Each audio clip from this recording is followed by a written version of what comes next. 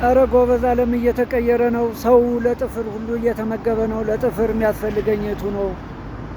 ለጥርስ የሚያስፈልገኝ የቱ ነው? ለፀጉር የሚያስፈልገኝ የቱ ነው? እያለ እየተመገበ ነው። እና በቀደም ዕለት የስነ ምግብ ባለሙያ ነኝ እና አንድ ክሌንት መጥቶ ለጥፍር የሚያስፈልግ ነገር እንድትነግረኝ ፈልጌ ነበረ ምናምን አለኝ። እና ከዛ በፊት የሚገርማቸው አተኩሮ የኔን ጥፍር እያየ ነበር እና ግራ በመጋባት ሁኔታ ሁኜ ነበረ ምክር እየሰጠሁት ያለው እና መጨረሻ ላይ ግን እርሱ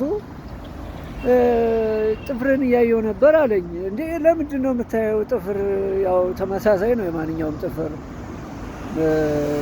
ምንም ለውጥ የለውም እኮ ምናምን ስለው፣ አይ የስነ ምግብ ባለሙያ ስለሆንክ ለጥፍር የሚያስፈልግ ነገር ትመገብና ጥፍር አሪፍ ሊሆን ይችላል ብዬ ስላሰብኩ ነው ምናምን አለኝ። እና እኔም የልቤን በልቤ ይዤ የሆዴን በሆዴ ይዤ አንዳንድ ማውቃቸውን ስለ ጥፍር አመጋገብ፣ ቫይታሚኖች፣ ሚነራሎች እዛ አካባቢ ሊያስፈልጉ የሚችሉ ነገሮችን ከመካከርኩት በኋላ ግን ሰውየው ጋር በሰላም ከተለያየም በኋላ ትልቅ ቁጭት አደረብኝ። እነሆ ሀብታሞች ለጥፍር ሁሉ መመገብ ጀምረዋል። እኛ ግን ሆዳችን መሙላት አቅቶናል። እና ጎበዝ ጠኔ ከመድፋቱ በፊት ይህንን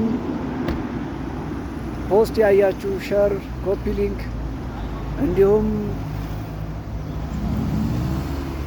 ላይክ በማድረግ ለሌሎች እንዲዳረስ አድርጉ። እንደዚሁም ሀብታም ያላችሁ ወይም ደግሞ ሌሎች የስነ ምግብ የካውንስሊንግ አገልግሎት የምትሰጡ ባለሙያዎች ካላችሁ ኮላብ አድርገን በአንድ ላይ መስራት እንችላለን። የምክር አገልግሎት እኔ ልሰጣችሁ እችላለሁ። አግዙኝ እና ተባብረን እንደግ ነው የምለው። እኔም ለጥፍሬ የምመገብበት ቀን እንዲመጣ ጸልዩ። አመሰግናለሁ። ቻው።